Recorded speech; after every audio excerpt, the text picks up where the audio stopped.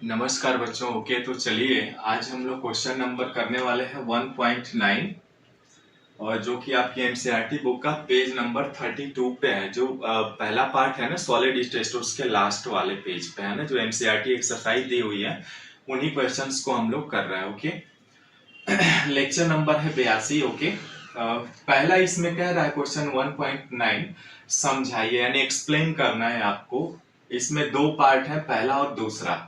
पहला कह रहा है धात्विक एवं आयनिक क्रिस्टलों में समानता, यानी similarities of ionic crystals and metallic crystals. What is the similarities of ionic crystal and metallic crystals, and also tell the difference between ionic crystal and metallic। यानी इसमें दो क्वेश्चन पूछ लिया आपसे।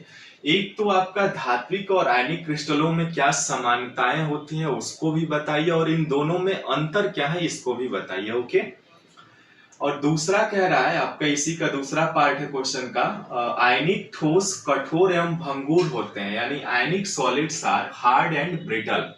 तो एक्सप्लेन करके बताना है आपको। अब हमने इसमें क्या किया है कि देखिए, ये जो क्वेश्चन 1.9 का है ना, ये पहला पार्ट हमने इस वीडियो में सीखेंगे, लेकिन हमने इसमें थोड़ा सा चेंजेस ये किया है कि आयनिक क्रिस्टल और धात्विक क्रिस्टलों के बीच क्या समानताएं हैं आज हम इस वीडियो में सीखेंगे, परंतु इन दोनों के बीच डिफरेंसेज क्या क्या है, यानी अंतर क्या क्या है, वो नेक्स्ट वीडियो का पार्ट होगा। ओके, उसके बाद ये दूसरा होगा नेक्स्ट, उससे नेक्स्ट वाली वीडियो में। ओके, तो इस तरह से हमने छोटे छोटे किया है ताकि आपको चीजें क्लियर हो जाएं, आसान हो जाएं। वैसे जब हम लोग पहला चैप्टर सॉलिड स्टेट केमिस्ट्री का जो पहला है ठोस अवस्था, उसके सारे थियोरेटिकल पार्ट्स यानी थ्योरी जो भी है क्लासेज और न्यूमेरिकल्स वो कंप्लीट कर चुके हैं।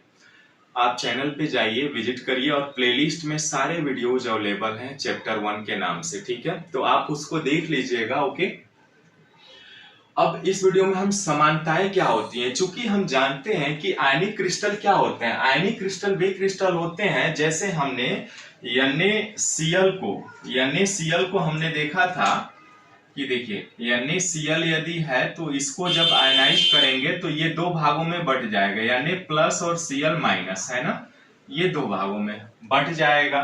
तो इस तरह से ये आयनिक क्रिस्टल होते हैं। लेकिन धात्विक क्रिस्टल क्या होते हैं, यानी धातु जो धनायन देते हैं, यानी अपने इनके पास इलेक्ट्रॉन क्या होता है, जो धनायन होता है वो फ्री होता है ना। तो इसी चीज को हम समझेंगे, जैसे आयनिक और धात्विक क्रिस्टलों में समानता and similarities of metallic and ionic solid. थोड़ा सा माइंड भी लगाना, आपको समझना है, बाकी थियोरेटिकल पार्ट्स हैं ये सभी, और हम लोग डिस्कस कर चुके हैं ऑलरेडी। ओके, आयनिक और धात्विक दो टेबल बना लिया हमने। देखिए आयनिक में क्या होता है, पहला जो है इसमें इलेक्ट्रोस्टैटिक फोर्स ऑफ अट्रैक्शन जो होता है वो दोनों में होता है, यानी जो आयनिक सॉलिड्स होंगे या आयनिक क्रिस्टल होंगे उसमें भी आपका स्थिर वैद्युत आकर्षण बल होता है, और धात्विक वाले में भी स्थिर वैद्युत आकर्षण बल यानी इलेक्ट्रोस्टैटिक फोर्सेज ऑफ अट्रैक्शन। ये पॉइंट नंबर 1, ये दोनों में समानता है। ठीक है, दूसरे पॉइंट पे आते हैं। दूसरा पॉइंट क्या है, देखिए कह रहा है ये कि आयनिक क्रिस्टलों में यह विपरीत आवेश युक्त आयनों के मध्य होता है, यानी यह जो इलेक्ट्रोस्टैटिक फोर्स ऑफ अट्रैक्शन है ना, ये इन दोनों के मध्य होता है। जैसे Na प्लस और Cl माइनस, इन दोनों के बीच जो ये अट्रैक्शन फोर्स लग रहा है ना, ये होता है। ठीक है, क्लियर हुआ। यानी आयनिक क्रिस्टलों में यह विपरीत आवेश है, देखिए प्लस है और ये माइनस, आवेश युक्त आयनों के बीच लगता है क्या, इलेक्ट्रोस्टैटिक फोर्स ऑफ अट्रैक्शन। परंतु धात्विक में ऐसा नहीं है। धात्विक में ऐसा क्या कह रहा है कि धातुओं में वैलेंस इलेक्ट्रॉन जो लास्ट वैलेंसी सेल में होते हैं ना, वैलेंस इलेक्ट्रॉन तथा कर्नेल मतलब इलेक्ट्रॉनों का एक झुंड में आपको कैटायन चला जाता है, उसे कर्नेल होगा, है ना। तो कर्नेल और संयोजी इलेक्ट्रॉनों के मध्य होता है, यानी जैसे आप सोडियम का बनाएंगे तो 2 8 1 है ना। अब चूंकि Cl माइनस है यानी Cl को एक इलेक्ट्रॉन की जरूरत है, तो ये क्या करेगा, ये एक इलेक्ट्रॉन ले करके साझा करके आपस में आयनिक क्रिस्टल यानी Cl का निर्माण करते हैं। ठीक है, तो यही चीज ये कह रहे हैं कि इनमें तो विपरीत आवेश युक्त आयनों के मध्य होता है, परंतु इसमें संयोजी इलेक्ट्रॉनों तथा कर्नेल्स के मध्य होता है। ठीक है, क्लियर हुआ। ये दूसरी समानता हो गई। तीसरी समानता क्या होता है, अब देखिए इनका गलनांक हाई होता है आयनिक क्रिस्टल का, वैसे ही धात्विक क्रिस्टल का भी गलनांक जो मेल्टिंग पॉइंट्स होता है वो हाई होता है।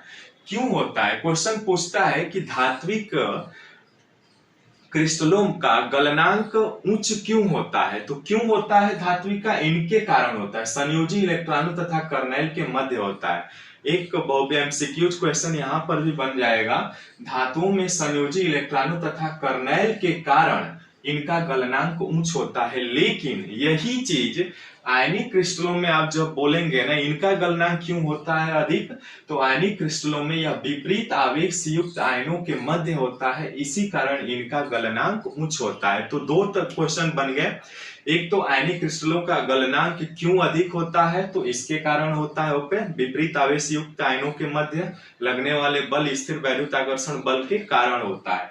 लेकिन दूसरा क्वेश्चन धात्विक में बन सकता है कि इन धात्विक क्रिस्टलों का गलनांक क्यों अधिक होता है, तो धातु में संयोजी इलेक्ट्रॉन तथा कर्नेलों के मध्य स्थिर वैद्युताकर्षण बल होता है, इसी कारण इनका गलनांक उच्च होता है। क्लियर हुआ, तीन समानताएं हो गई। चौथी समानता क्या है कि देखिए आयनिक क्रिस्टलों में दोनों ही स्थितियों में बंध इनके बीच जो बॉन्ड होता है ना, यानी आयनिक बंध आयनिक बॉन्ड्स जो होता है वो नॉन डायरेक्शनल होता है ना, नॉन अदैशिक होता है, समदैशिक नहीं होता है ना, विपरीत होंगे, अदैशिक होगा। ओके, वैसे ही यहाँ पर भी bonds are non directional in both the cases, यानी धात्विक में भी जो धात्विक बंध होते हैं ना वे नॉन डायरेक्शनल होते हैं। तो ये चार समानताएं थी जो आयनिक और धात्विक क्रिस्टलों में होती है। ओके, तो इस तरह से इसका स्क्रीनशॉट ले लीजिए, यदि लिखना हो तो लिख भी लीजिए। ओके, मैं साइड हट जा रहा हूँ, लिख लिया आपने, क्लियर दिख रहा है ना सबको। ओके, तो अब चलिए इस तरह से ये आपका हमने आयनिक क्रिस्टलों धात्विक क्रिस्टलों में समानता को हमने इस वीडियो में सीखा। ओके, मिलते हैं फिर नेक्स्ट वीडियो में नई जानकारियों के साथ। Okay, thanks for watching this video, और हाँ चैनल को प्लीज सब्सक्राइब एंड लाइक्स जरूर कर लीजिए। Okay, thanks for watching this video.